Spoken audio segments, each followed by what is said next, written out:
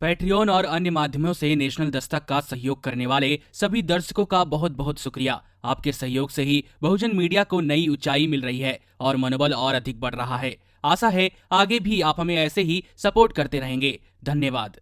प्रधानमंत्री कार्यालय ने कोरोना वायरस महामारी से लड़ने में जनता से आर्थिक मदद प्राप्त करने के लिए बनाए गए पीएम केयर्स फंड से जुड़े दस्तावेजों को सार्वजनिक करने से मना कर दिया है। इसके साथ ही पीएमओ ने लॉकडाउन लागू करने के फैसले, कोविड-19 को लेकर हुई उच्च स्तरीय मीटिंग, इस संबंध में स्वास्थ्य मंत्रालय एवं प्रधानमंत्री कार्यालय के बीच हुए पत्राचार और नागरिकों की कोविड-19 टेस्टिंग से जुड़ी फाइलों को भी सार्वजनिक करने से मना कर दिया है।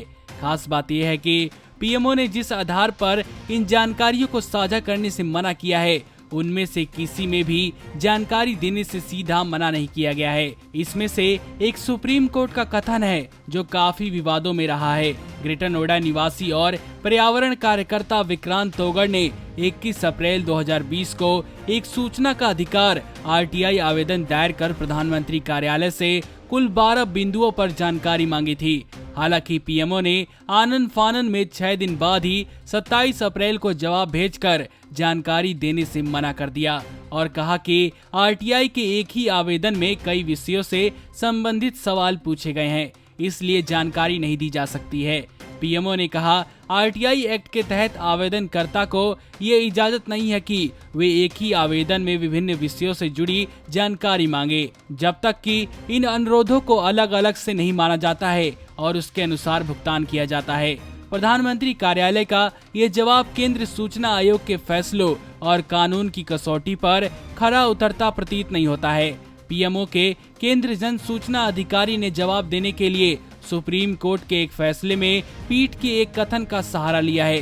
दरअसल साल 2011 में सुप्रीम कोर्ट द्वारा सीबीएसई बनाम आदित्य बंदोपाध्याय एवं अन्य मामलों में सुप्रीम कोर्ट ने कहा था कि आरटीआई एक्ट के तहत सभी जानकारियों का खुलासा करने के लिए अंधाधुंध और अव्यवहारिक मांगे सही नहीं है, क्योंकि यह प्रशासन की दक्षता पर प्रतिकूल प्रभाव डालेगा। कोर्ट ने इसमें आगे कहा था कि देश ऐसी स्थिति नहीं चाहता है जहां सरकारी ऑफिसों के 75% स्टाफ अपना 75% समय रेगुलर काम की बजाय जानकारी इकट्ठा करने और उसे आवेदनकर्ता को प्रदान करने में लगा देते हैं। वैसे तो सुप्रीम कोर्ट के इस कथन को एंटी आरटीआई और सूचना देने से मना करने के लिए जन सूचना अधिकारियों को एक और हथियार देने के रूप में माना जाता है, लेकिन बावजूद इसके कोर्ट ने अपने इस फैसले में बोर्ड परीक्षा की उत्तर पुस्तिका की जांच एवं इसकी प्रति आरटीआई के तहत देने के लिए सीबीएसई को आदेश दिया था। बाद में इसी फैसले को आधार बनाकर साल 2016 में सुप्रीम कोर्ट ने सीबीएसई को आदेश दिया कि वे 2 रुपए प्रति पेज के हिसाब से छात्रों को आरटीआई के तहत उत्तर पुस्तिका मुहैया कराएं।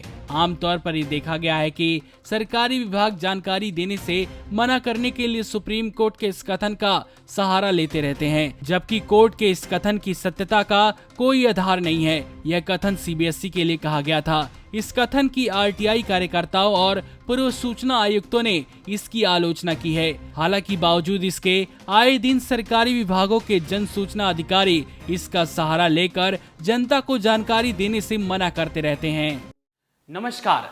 नेशनल दस्तक अपनी आर्थिक जरूरतों के लिए हमेशा से YouTube एड्स पर निर्भर रहा है। हमारी काफ़ी वीडियोस को YouTube की तरफ से डीमोनेटाइज कर दिया जाता है, जिसके चलते हमें एड्स नहीं मिल पाती। इसकी वजह से हमें आर्थिक समस्याओं का सामना करना पड़ रहा है। हमें आपके साथ की सबसे ज़्यादा ज़रूरत अब है। पैट्रियन एक ऐसा प्लेटफॉर्म है जिस पर हम और आप बिना रुकावट जुड़ सकते हैं।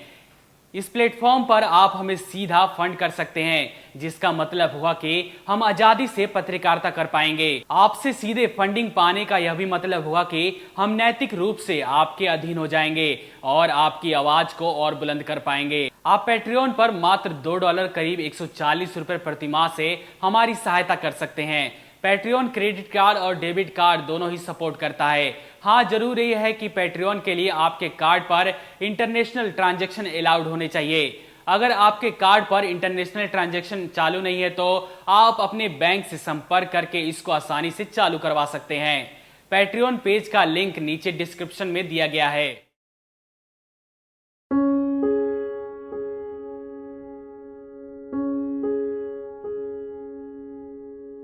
नेशनल दस्तक को देखने वालों से अपील है कि वह नेशनल दस्तक के सपोर्टर फॉर्म को भरें ताकि हम सीधे आपसे जुड़ सके। नेशनल दस्तक की आपसे गुजारिश है कि अगर इसको बचाना चाहते हैं तो नेशनल दस्तक को सब्सक्राइब करने के लिए रेड कलर के सब्सक्राइब बटन को दबाएं, फिर बेल आइकन की घंटी दबाएं।